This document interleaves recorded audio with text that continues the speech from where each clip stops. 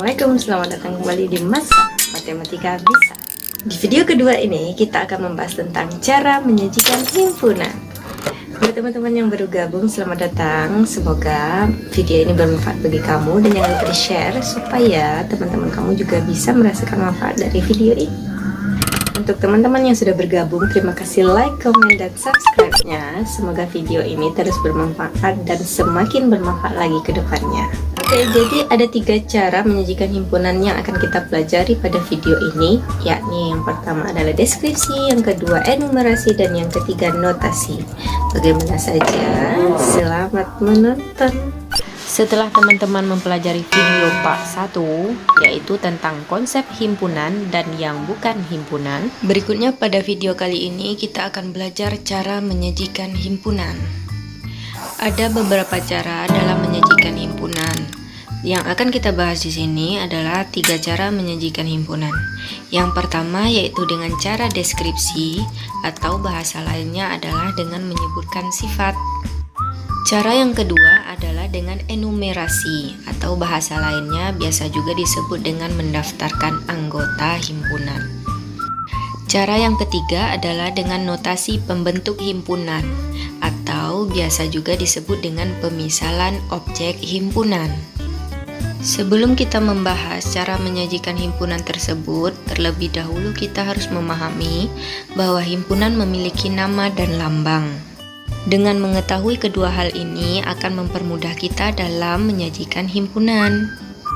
Pertama, perlu kita ketahui bahwa himpunan itu memiliki nama. Nama himpunan diberikan dengan menggunakan huruf kapital. Teman-teman boleh menggunakan huruf A, B, C, D, dan seterusnya sampai huruf Z, asalkan ditulis dengan menggunakan huruf kapital. Berikutnya, himpunan juga memiliki lambang. Dalam hal ini, himpunan dilambangkan dengan kurung kerawal. Kedua unsur ini akan kita gunakan nantinya ketika menyajikan himpunan. Selanjutnya, langsung saja kita mulai cara menyajikan himpunan yang pertama, yaitu dengan cara deskripsi, atau bahasa lainnya adalah menuliskan sifat. Misalkan terdapat sebuah kumpulan, yaitu kumpulan bilangan ganjil. Karena bilangan ganjil ini objeknya jelas, maka dapat kita ubah menjadi himpunan bilangan ganjil. Berikutnya, himpunan bilangan ganjil ini kita akan sajikan dengan menuliskan sifat.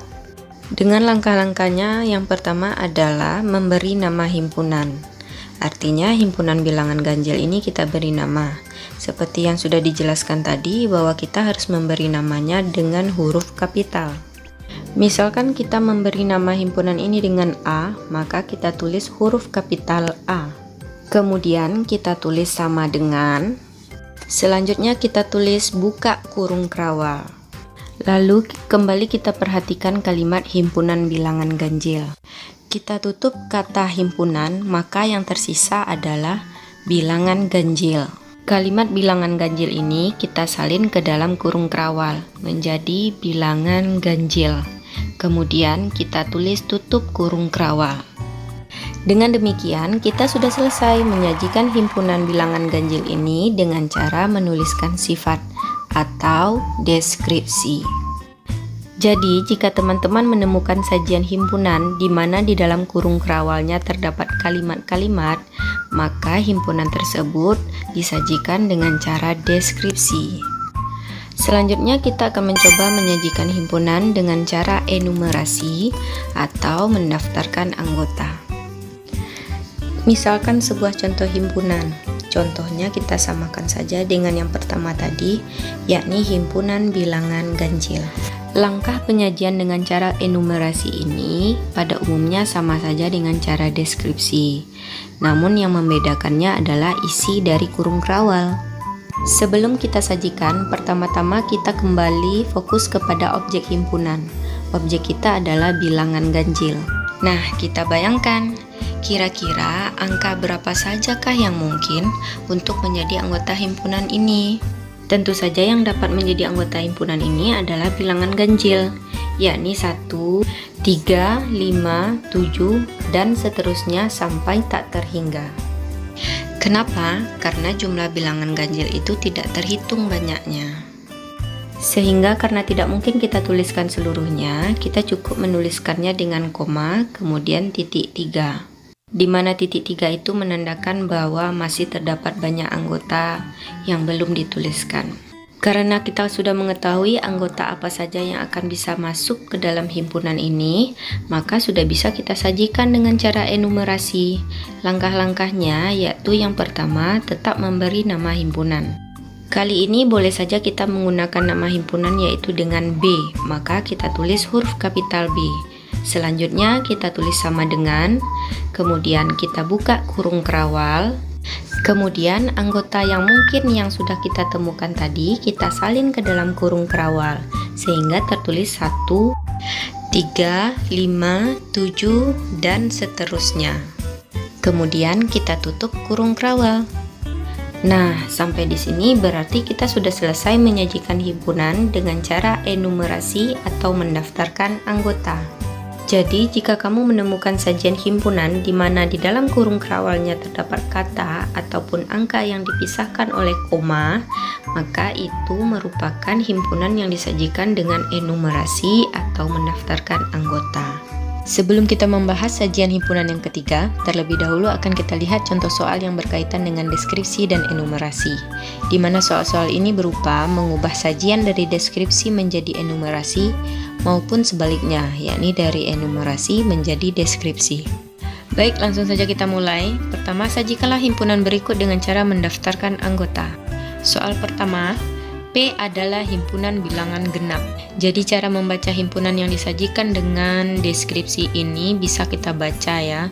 P, kemudian sama dengan kita baca dengan kata adalah, kemudian kita membaca kurung kerawal itu dengan kata himpunan karena memang kurung kerawal adalah lambang dari himpunan.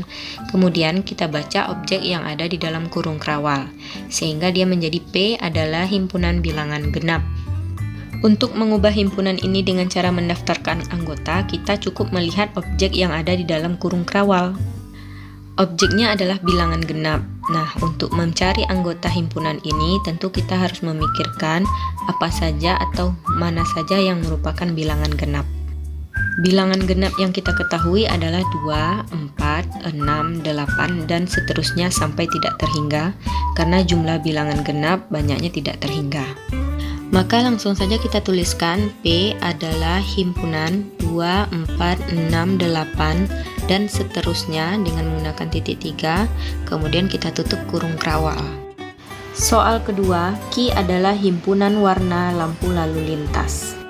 Karena objek kita adalah warna lampu lalu lintas, tentu kita harus memikirkan apa saja warna lampu lalu lintas ini. Warna lampu yang kita ketahui adalah merah, kuning, dan hijau. Sehingga dengan mendaftarkan anggota kita bisa membuat Q adalah himpunan merah, kuning, hijau. Soal ketiga, R adalah himpunan bilangan asli kurang dari 5. Nah, pada soal ketiga ini kita memiliki syarat tambahan, yakni objek kita adalah bilangan asli, kemudian syaratnya bilangan asli yang kurang dari 5. Bilangan asli yang kita ketahui adalah 1, 2, 3, 4, 5, 6, 7, dan seterusnya sampai tidak terhingga. Namun karena di sini yang diminta adalah yang kurang dari 5, berarti kita memilih bilangan 1 sampai 4. Maka dapat kita tuliskan R adalah himpunan 1, 2, 3, 4. Soal keempat, T adalah himpunan bilangan ganjil antara 2 dan 10. Objek kita di sini adalah bilangan ganjil, namun yang diminta adalah syaratnya antara 2 dan 10. Pertama, bilangan ganjil yang kita ketahui adalah 1, 3, 5, 7, 9, 11, dan seterusnya sampai tidak terhingga. Namun, ada tambahan syarat yaitu antara 2 dan 10. Maka bilangan yang berada di antara 2 dan 10 adalah 3, 5, 7, dan 9. Sehingga dapat kita tuliskan T adalah himpunan 3, 5, 7, 9. Soal terakhir, W adalah himpunan bilangan genap dari 2 sampai 10. Objek himpunan kita kali ini adalah bilangan genap, namun ditambah dengan syarat yaitu dari 2 sampai 10. Seperti himpunan yang pertama tadi, bilangan genap 2, 4, 6, 8, 10, 12 dan seterusnya sampai tidak terhingga. Namun karena syaratnya dari 2 sampai 10, maka kita ambil bilangan 2, 4, 6, 8 dan 10. Sehingga himpunan kita menjadi W adalah himpunan 2, 4, 6, 8, 10. Jadi yang perlu dipahami dalam mengubah himpunan ini adalah kita harus jeli melihat objek yang terdapat di dalam kurung kerawal. Kemudian yang perlu diperhatikan juga adalah bahwa untuk objek himpunan yang anggotanya jumlahnya tidak terhitung atau tidak terhingga, maka kita cukup memberikan titik 3 di dalam kurung kerawalnya.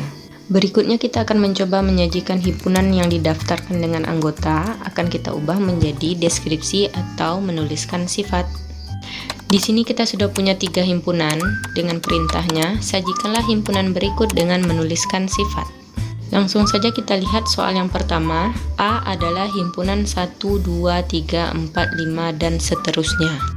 Caranya sama, yaitu memperhatikan objek yang ada di dalam kurung kerawal. Kita perhatikan yang ada di dalam kurung kerawal adalah bilangan, tetapi tidak semua bilangan. Bilangan apa yang ada di dalam kurung kerawal ini adalah bilangan bulat, yaitu bulat positif.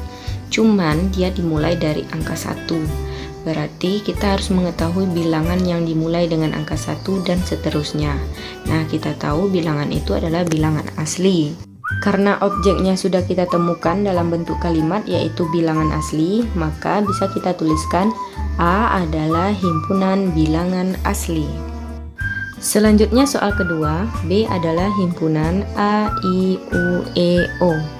Nah, kalau kita perhatikan ini objeknya adalah huruf, cuman hurufnya cuma ada 5. Nah, kira-kira huruf ini adalah termasuk huruf apa? Yang kita tahu A, I, U, E, O itu adalah huruf vokal, maka bisa kita tuliskan B adalah himpunan huruf vokal. Next, soal ketiga. D adalah himpunan 2, 3, 5, 7, 11 dan seterusnya.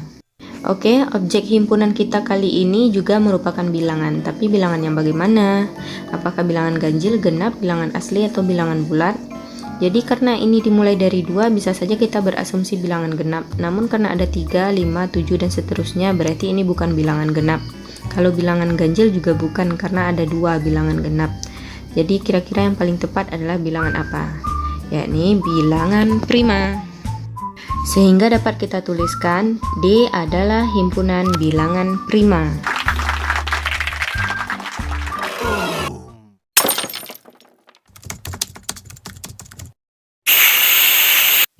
Supaya pembahasan cara menyajikan himpunan yang ketiga lebih mantap, maka notasi pembentuk himpunan kita bahas di part 3. Demikian video part 2 ini, semoga bermanfaat. Saya Zelvi Mastasia Horyandi bersama Masa Matematika Bisa. Bye-bye.